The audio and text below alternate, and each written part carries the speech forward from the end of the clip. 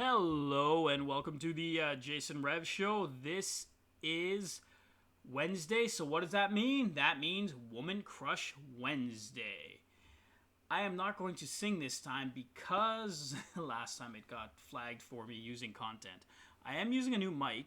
I don't know how it sounds, hopefully good. I'm using the new camera that my brother got me. The mic that I used, my sister got me with a gift card, so that's awesome. Thank you. I want to remind everybody that this is the second Woman Crush Wednesday. Last week's Woman Crush Wednesday, Bianca Taylor. Remember, go check out her Instagram at Bianca Taylor M, or check out her YouTube at Bianca Taylor on YouTube. She has a lot of healthy eating.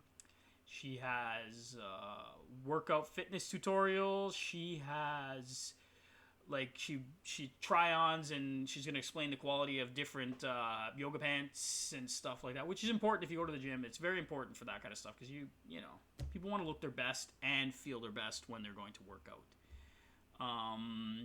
Yeah, I know I said So to this week's Woman Crush Wednesday. I have two Woman Crush today because it's Valentine's week, so, you're allowed to have two. So this week's are going to be two lovely ladies who are in their 50s, and these two make 50s. They prove that the 50 is the new 30. These women look fantastic and amazing in their 50s. The first being Halle Berry, and the second being Salma Hayek. So I'm going to start with Halle.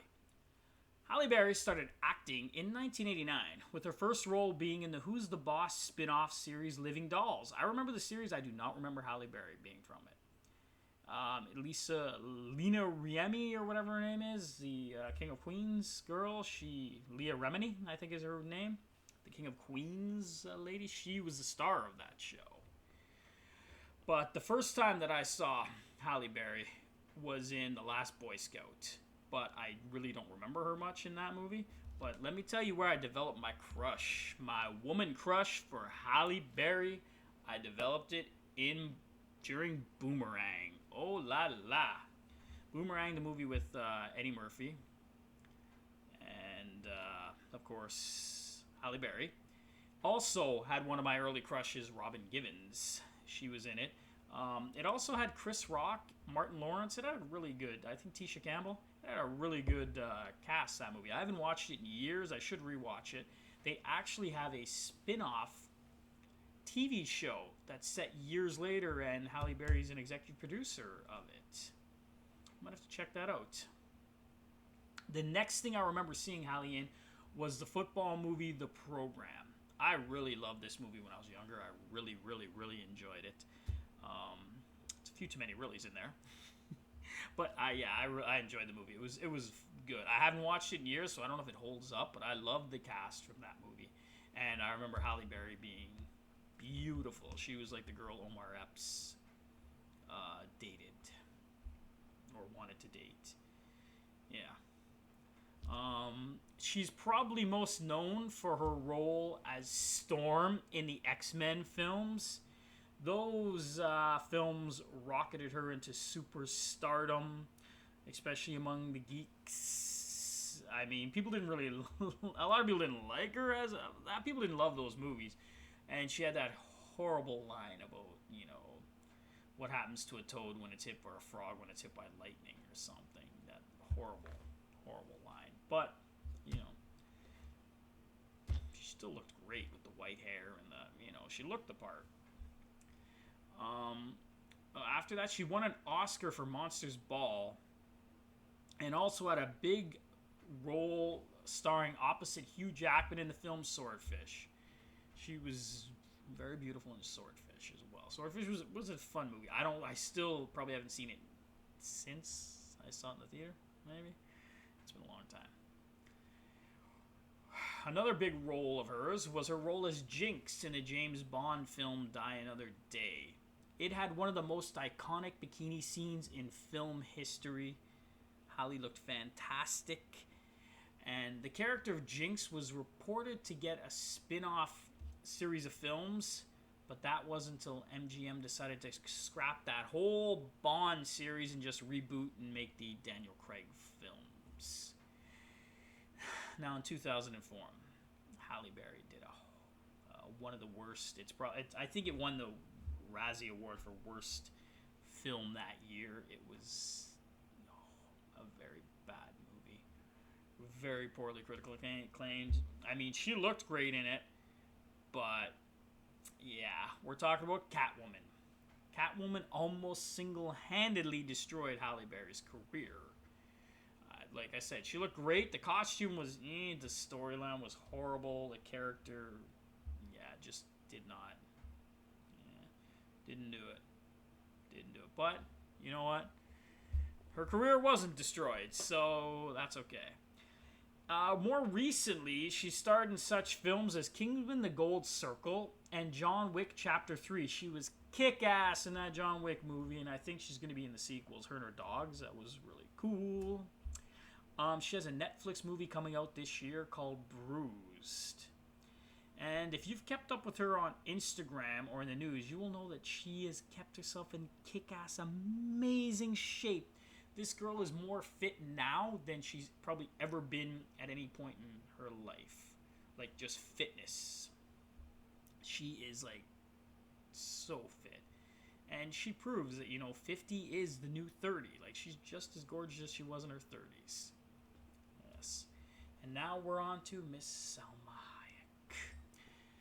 Salma began her acting career in 1988 in a Mexican telenovela, Un Nouveau Amanecer.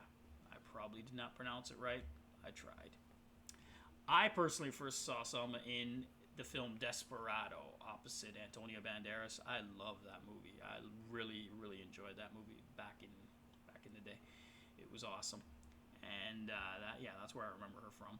Next, I remember her for her scene-stealing role in From Dusk Till Dawn. Whew. She was beautiful in that movie. And she had one of the most crazy scenes ever. If you remember, she's an exotic dancer. She's all dancing, and then she... Spoilers! She turns into a vampire and attacks Quentin Tarantino's character because he was bleeding. So everybody in the place is a vampire. Yeah, if you haven't seen that, it was out in the 90s, so spoiler warnings.